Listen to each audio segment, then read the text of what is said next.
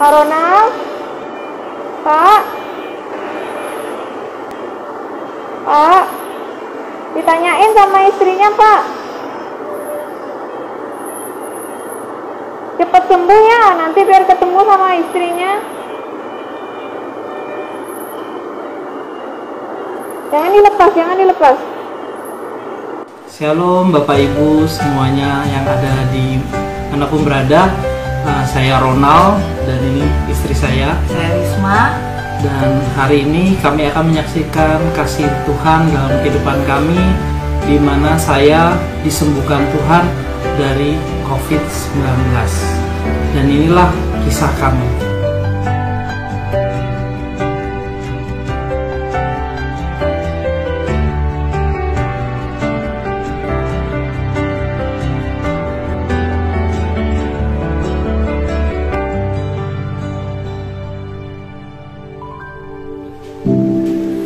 Baik, hari ini kami akan menceritakan dan lebih tepatnya lebih lengkapnya bersama istri saya yang awalnya. Shalom Bapak Ibu Saudara semua yang dikasihi Tuhan. Kami tahu dalam situasi pandemi ini nggak mudah, tapi kami percaya bahwa ada perlindungan Tuhan di dalam situasi pandemi ini. Dan kami itu sekitar bulan September pertengahan, suami saya sakit demam di hari pertama, kedua, bahkan di hari ketiga. Dia merasakan demam, batuk, dan bahkan dia merasakan awal pertamanya adalah gejala tipes, merasa demam naik turun seperti tipes, terus terakhir dia batuk. Dan itu saya sudah worry, aduh Tuhan gimana nih ya, kondisi dia kok semakin hari semakin buruk. Dan saya sempat merawat dia, sempat memberikan obat yang juga saya minta juga dari dokter untuk dia bisa dikonsumsi di rumah. Tapi selama 3 hari dia merasakan sangat sakit dalam tubuhnya, bahkan untuk dia bergerak aja susah saat itu kondisinya.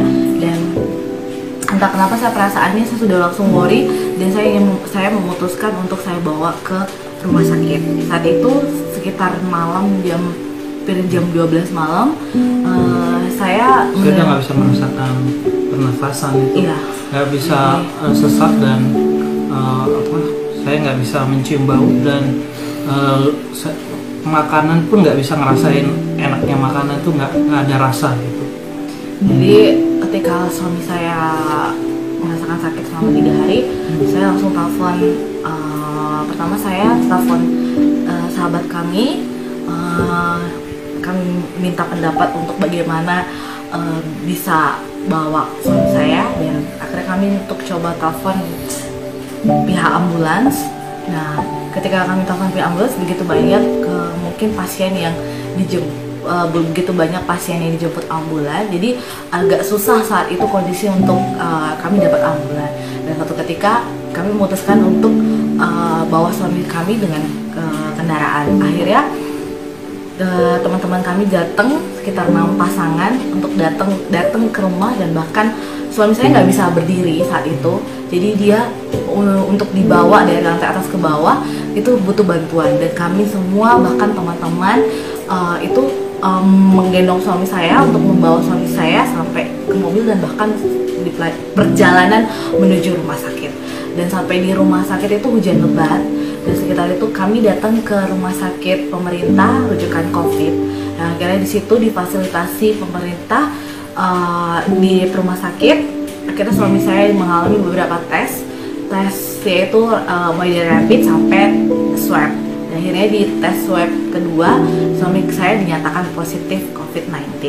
Di situ saya sebagai istri jujur berat dan nangis, nggak tahu harus bagaimana. Bukan karena suami saya selain sakit COVID-19, suami saya ngalamin kondisi yang sangat kritis. Karena saat itu saturasi oksigen dia 30%. Bapak Ibu Saudara, bahwa normalnya manusia itu saturasinya adalah 95%. Ketika 30% dan dia ngalamin ngerasakan sesak segala macam, itu saat itu waktu dimasukin ke rumah sakit bahkan dimasukin ke IGD sampai pada akhirnya ke ICU. Itu dokter sudah sangat, keadaan rumah sakit itu sudah sangat crowded banget, dan bahkan dokter itu sampai marah kepada saya. Ini benar-benar keadaan pasien sangat kritis. Keadaan pasien ini sangat kritis ketika dilihat CT scan paru-parunya, toraksnya itu sangat jelek dan sangat buruk. Bahkan saturasinya 30%, normal manusia itu 95%. 30% ini tuh sangat bahaya dan harus dilakukan tindakan dengan ventilator. Saya saat itu di malam hari itu, waktu menuju pagi itu saya juga nggak tahu harus bagaimana. Saya hanya bisa duduk dan saya hanya bisa berdoa sama Tuhan. Saya nggak tahu harus bagaimana karena kondisi suami saya bukan semakin baik tapi semakin buruk. Akhirnya dokter mengajak saya bicara dan melakukan untuk dia pakai ventilator. Selain ventilator dia harus dipakai beberapa alat medis. Saya juga nggak menggunakan karena kondisi pasien dia harus diobservasi. Jadi ketika dimasukin ICU itu hati saya bergejolak, Tuhan, saya nggak tahu harus bagaimana lagi. Saya hanya minta Tuhan sembuhkan suami saya. Dan ketika suami saya sudah ngalamin krisis sampai 12 jam dan habis itu dipindahkan ke ruang ICU isolasi COVID.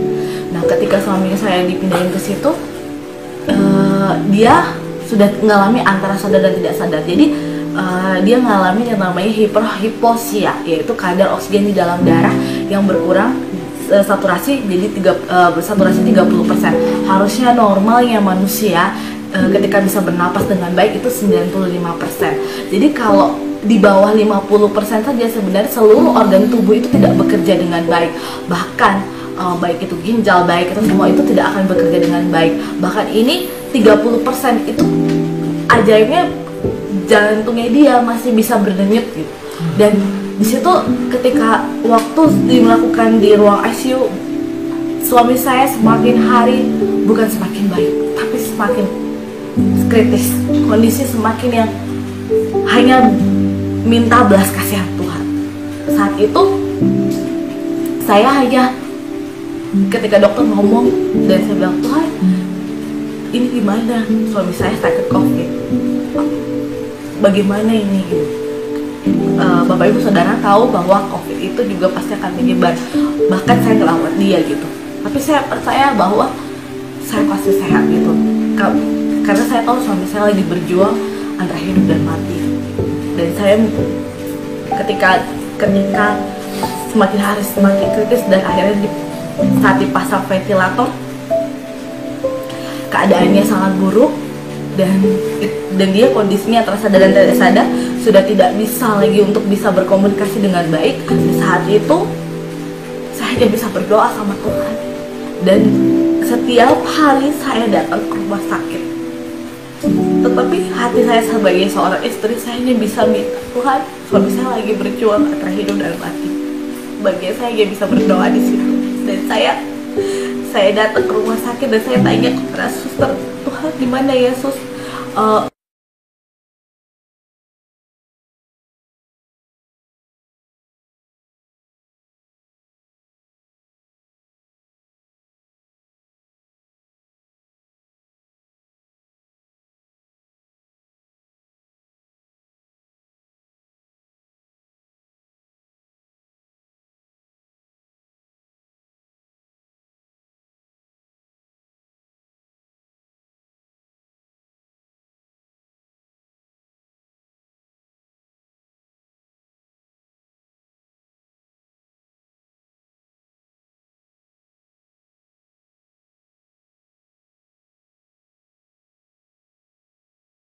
Kemajuan dan perlu dilakukan tindakan plasma darah. Plasma darah, Bapak Ibu Saudara, itu orang yang sudah ex-COVID, embrionya diambil dan untuk dimasukkan dan transfusikan ke suami saya untuk menaikkan antibodinya. Jadi karena tidak ada obatnya, jadi hanya dilakukan seperti itu untuk membantu, dan itu juga belum tentu Bapak Ibu Saudara sampai dia bisa menaikkan saturasi oksigennya dia gitu.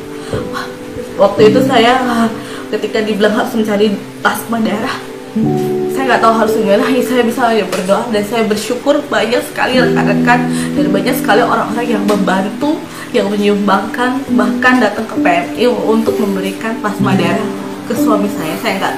Saya hanya bisa berterima kasih sama Tuhan. Dan setelah dilakukan plasma darah, menunggu saturasinya dia naik, saya hanya bisa berdoa. Saya hanya bilang, Tuhan, saya minta belas kasihan-Mu, saya minta Tuhan kesembuhan-Mu. Aku percaya suamiku akan menang atas maut, dan aku percaya Tuhan akan menyembuhkan dia gitu. Terima kasih buat setiap perawat dan dokter yang udah merawat suami saya.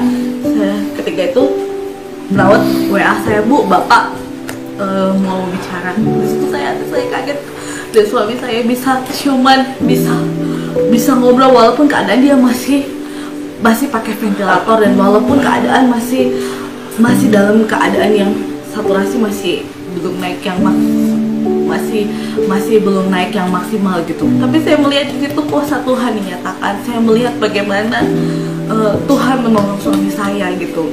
Bahkan di tengah-tengah situasi pandemi ini, COVID yang dia ngalamin kritis, saya tahu itu Tuhan lagi bersama dia gitu. Dan saat itu Bapak Ibu Saudara, saya nggak tahu, saya hanya bisa menjerit di rumah sakit, saya hanya bisa nangis dan berdoa.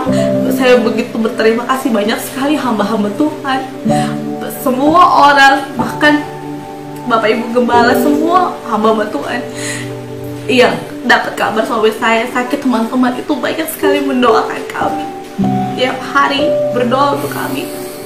Saya hanya bisa bilang, Tuhan, thank you. Saya bisa bilang terima kasih.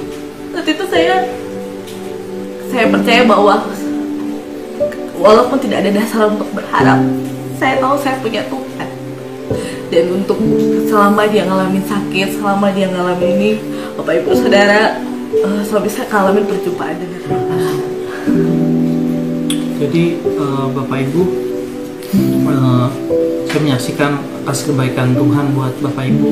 Di tengah-tengah saya dalam keadaan koma, saya merasakan tubuh saya itu melayang dari atas tempat tidur. Ketika itu saya sudah berada di ruangan yang saya nggak tahu itu di ruangan ICU atau di ruangan IGD-nya, tetapi mata saya sudah terbuka dan saya melihat tubuh saya sudah terbang dari tempat tidur itu, dan saya melihat plafon ruangan itu terang, dan tiba-tiba tubuh saya naik ke atas, dan saya melihat saya melayang dan naik ke atas dan masuk dalam terangnya plafon itu. Lalu Bapak Ibu, saya tiba-tiba setelah saya masuk dari tempat itu, lalu saya tiba-tiba berada di sebuah taman yang indah sekali.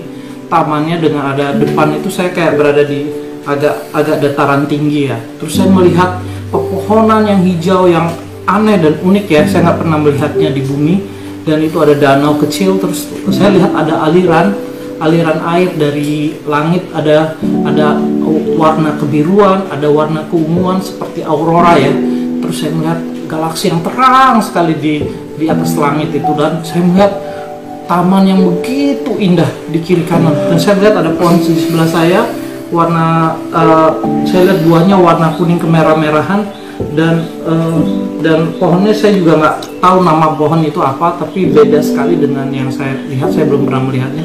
Lalu di kiri belakang saya ada, dan dalam waktu saya sedang tertegun dengan indahnya taman itu, saya bisa merasakan sejuknya taman itu, kulit saya bisa merasakan segarnya taman itu, dan saya bisa merasakan kaki saya itu, saya telanjang kaki ya, di situ saya bisa merasakan rumput hijau itu seperti karpet, halus dan lembut gitu ya, dan saya rasakan saya pakai pakaian yang terang silau ya, putih terang begitu ya di tubuh saya, dan saya melihat saya sudah berada di suasana yang begitu luar biasa buat pribadi saya gitu. Saya mendengar ada yang memanggil nama saya, Ronald, anakku gitu. Jadi aku lihat, siapa yang manggil saya ya? Terus dari balik pohon sebelah kanan saya melihat langsung ada pribadi yang lari, badannya besar, saya cuma setengah badannya dia lari, dia mukanya terang sekali, dan matanya itu saya lihat kayak petir, terus silau terang. Dia pakai baju putih, dan terus dia pakai selendang warna merah ya, ke ininya, ke yang melilit gitu ya. Terus saya lihat dia berlari mengejar saya. Dia berlari mengejar saya. Saya lihat gini, tapi saya nggak takut. Saya merasa damai. Saya merasa tenang. Semakin dia dekat, saya merasa tenang. Saya kayak merasa, wah, ini sesuatu yang berbeda. Seperti saya kenal pribadi ini. Ketika dia datang, dia berlutut, karena dia besar ya. Dia berlutut dengan lutut satu ke sebelah kanan, terus dia peluk saya begini. Kepala saya sudah di sini. Lalu saya ngerasain pas saya dipeluk, aduh, ada energi yang masuk dalam tubuh saya. Tiba-tiba tubuh saya itu bergetar ya, gemetar. Aduh, tiba-tiba saya menangis. Saya kok ngerasain sesuatu yang luar biasa, sukacita. Hati saya penuh dan damai sekali, yang nggak pernah saya rasakan sebelumnya. Ketika saya dipeluk itu, saya merasakan kedahsyatan yang luar biasa dalam hidup saya. Di situ saya tahu saya dipeluk Tuhan saat itu. Jadi Bapak Ibu, ketika saya dipeluk sama Tuhan, tiba-tiba saya melihat sebuah penglihatan. Saya melihat seperti saya berada di suasana itu, dan saya melihat di depan saya ada saya sendiri. Saya waktu masih lahir, saya masih baby, saya sampai kecil TK, SD, SMP, bahkan sampai kuliah, sampai menikah dengan istri saya, bahkan sampai saya di ruangan ICU, saya melihat diri saya, ada Tuhan di samping saya. Saya melihat Tuhan lagi pegang dada saya waktu pas di ruangan ICU itu. Dia pegang dada saya seperti ini, dan dia di samping saya. Nah, saya melihat dari waktu saya masih kecil, ketika saya latihan naik sepeda, saya nggak tahu ternyata saya diselamatkan Tuhan saat itu, karena ada batu kerikil, karena jalan rumah saya itu masih berbatu-batu, tapi ada beberapa batu yang Tuhan tiup. Terus ketika saya belajar, dia tiup sehingga batu-batu itu minggir tanpa saya tahu. Ternyata saya diselamatkan Tuhan. Kalau tidak, saya mungkin jatuh dan saya kena batu besar di sawah, di samping sawah saat itu, dan mengantuk kepada kepala saya. Dan saya mungkin saat itu bisa gegar otak ataupun saya bisa meninggal di tempat. Tapi di situ saya lihat Tuhan tolong saya. Mulai SD, terus saya pernah diusir sama bapak saya waktu pas malam jam 2 pagi. Saya lari, saya bingung, terus saya bingung cari di mana, karena jam 2 pagi itu saya nggak berani masuk ke rumah orang kan gitu. Jadi saya jalan kaki dan saya menemukan kuburan. Di samping kuburan ada sanggah gitu ya, sanggahnya orang Bali. Saya tidur di situ karena hangat. Saya tidur di situ dengan pakai sendal saya sebagai bantal tidur saya. Dan pada waktu itu dari tembok kuburan itu ada ular. Saya lihat ada ular itu masuk kuburan itu, masuk ke sanggah itu dan mau menggigit saya. Dan dia 2 meter, warnanya hijau gelap, lalu ada kuning di tubuhnya itu, dan matanya merah. Waktu dia lagi mendekati saya,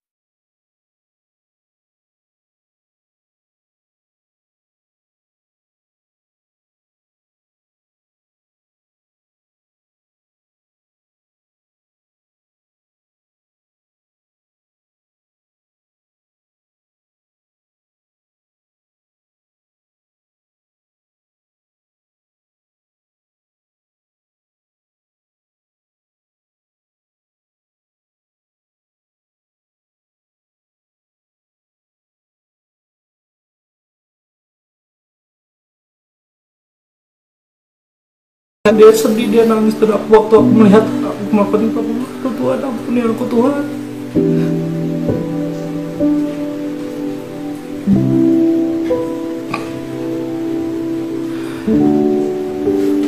Ampuni aku Tuhan Yesus, ampuni aku. Waktu itu saya malu dan saya bilang, ampuni saya Tuhan.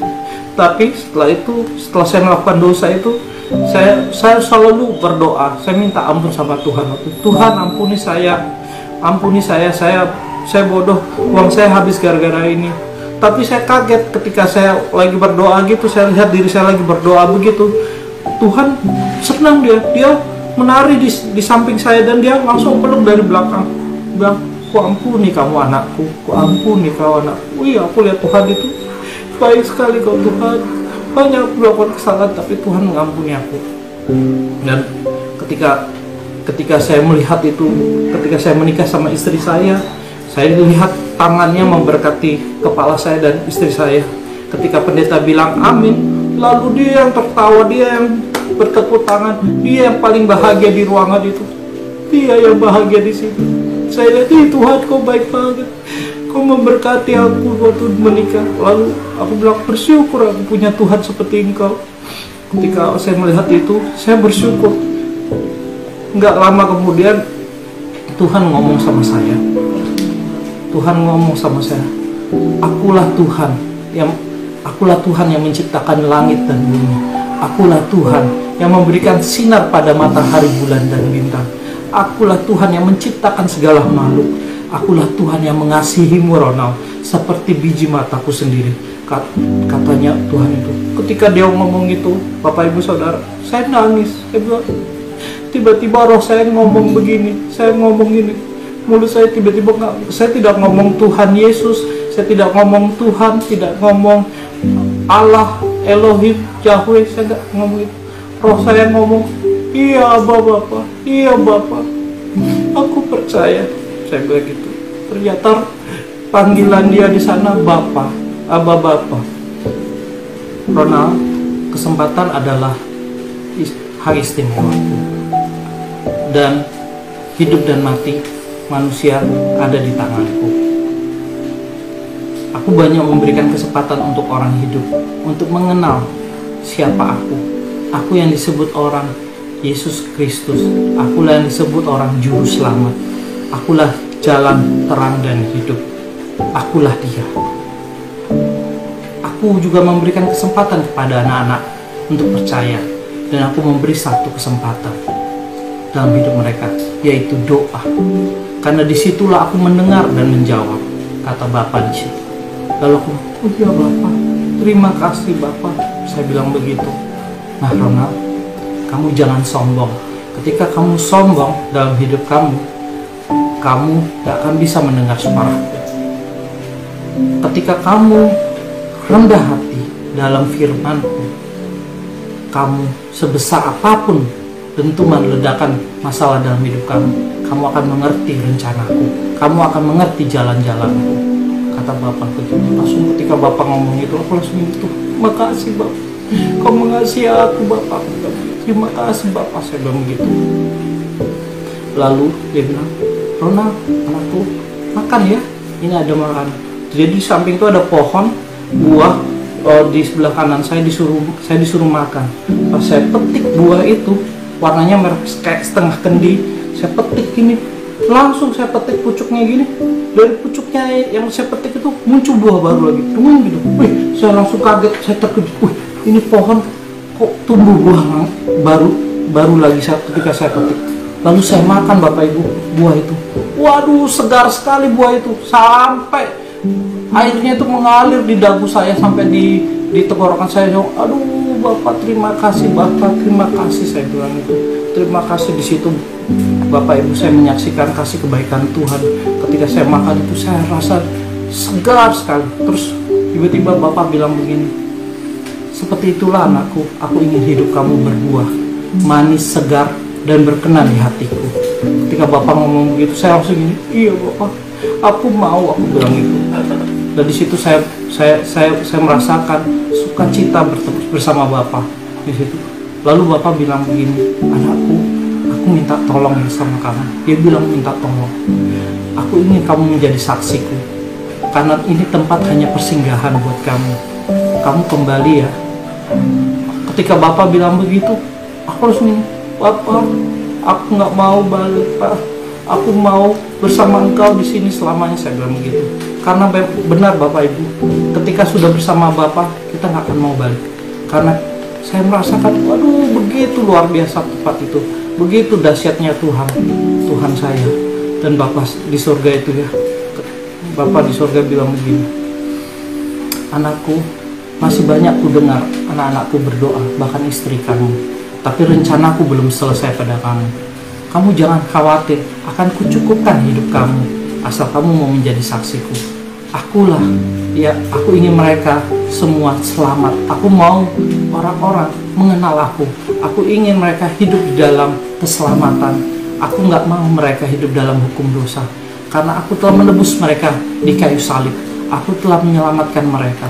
Aku ingin mereka bahagia, kata Bapa. Di situ ketika aku mendengar suara perkataan begitu, senang sekali aku melihat Bapa itu benar-benar kasih. Dia adalah kasih, dia adalah Tuhan. Dan saya bilang, iya Bapak, saya mau. Ketika saya bilang begitu, Bapak bilang ini, terima kasih anakku. Lalu tiba-tiba badan saya kayak ditarik dari belakang. Tiba-tiba saya sudah jatuh dari plafon itu, masuk ke dalam tubuh saya lagi. Dan saya langsung saya melihat keadaan saya sudah bangun. Dan saya langsung lihat ruangan itu, dan saya rasakan sakit kepala saya, sakit kaki saya merasakan ada banyak kabel di tubuh saya, dan saya rasakan dinginnya AC di ruangan ICU itu ya. Lalu saya lihat suster, saya panggil suster, saya bilang, lalu mereka datang, mereka ya gimana Pak Ronald? Saya bilang, Tuhan Yesus, saya bilang itu. Saya bilang, saya disembuhkan Tuhan Yesus, saya bilang begitu. Terus selang berapa minggu, selang saya di ventilator saya dilepas, dan suara saya masih gak bisa bersuara dulu. Tapi setelah bersuara, dokter datang pada saya bilang, Bapak Ronald ini bisa hidup mujizat. Jarang orang bisa, bahkan orang gak bisa di 30% saturasi oksigennya bisa hidup. Di bawah 50% sudah lewat. Kami pikir kami sudah nggak lihat Bapak. Saya bilang sama dokter ini, Tuhan Yesus yang sembuhkan saya. Tuhan Yesus yang sembuhkan orang-orang yang sakit di sini. Saya bilang, Tuhan Yesus yang luar biasa. Saya bilang gitu. Terus saya disuruh tidur. Iya Pak, Bapak tidur. Saya di situ saya bersaksi kasih kebaikan Tuhan. Dan saya bersyukur karena pelayanan mereka juga, mereka baik-baik semua di rumah sakit itu. Saya berdoa buat semua suster-suster, perawat-perawat, bahkan dokter-dokter yang sudah di garda depan ya. Terima kasih. Kalau yang melihat ini, yang menonton, yang telah merawat saya terima kasih ya. Terima kasih sudah merawat saya dan menolong saya juga. Terima kasih juga untuk mereka yang sudah bekerja jauh dari keluarganya untuk merawat orang-orang sakit COVID-19 seperti saya. Terima kasih. Di tengah-tengah saya lagi sakit itu, saya melihat beberapa ada yang dipanggil Tuhan. Saya melihat ada yang keluar, dan saya bilang, saya ingat lalu firman Tuhan bahwa ada firman Tuhan, walau 1000 rebah di sisi kanan, 10.000 di sisi kiri, itu tidak menimpaku, aku hanya menonton. Aku ingat Mazmur 91, dan aku percaya Tuhan menjadi pembela aku.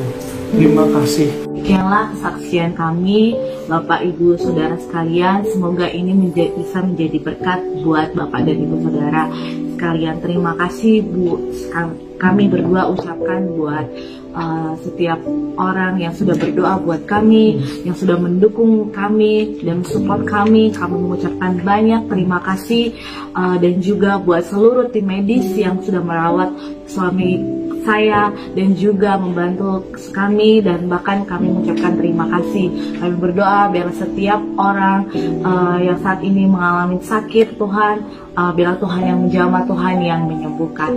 Terima kasih buat semuanya, biarlah ini kesaksian ini boleh jadi berkat buat setiap orang ya, biarlah nama Tuhan dipermuliakan ya. Dan juga dari saya pribadi, bahwa apapun masalah keadaan kita hari-hari ini, di tengah-tengah pandemi, di tengah-tengah COVID-19, banyak orang berkata, di mana Tuhan? Tetapi Tuhan ada di samping kita. Dia yang dikatakan Immanuel, dia ada bersama kita. Kita kadang meremehkan doa, tetapi ketika kita berdoa, dia menjawab. Di situ saya mengerti bahwa doa orang yang benar besar kuasanya. Bapak Ibu, apapun masalah kita hari-hari ini, tetaplah berdoa. Tetaplah berharap kepada satu nama yang dahsyat, namanya Tuhan Yesus Kristus. Dia menjadi Tuhan dan Juru Selamat atas hidup kita. Dia yang telah mati di kayu salib untuk menebus dosa-dosa kita. Dia juga Tuhan yang sama, yang memberikan keajaiban dalam hidup kita hari-hari ini. Dan saya keluarga dicukupkan oleh Tuhan hari-hari ini, oleh karena kasih kebaikan Dia. Kami bersaksi karena Dia sungguh baik. Bapak Ibu, saya berharap Bapak Ibu juga percaya, dan saya berharap Tuhan menyentuh hati Bapak Ibu dimanapun Bapak Ibu berada hari ini. Tuhan tidak pernah jauh. Dan percayalah, hidup itu adalah kesempatan. Hidup itu haruslah bahagia, karena Tuhan ingin kita bahagia.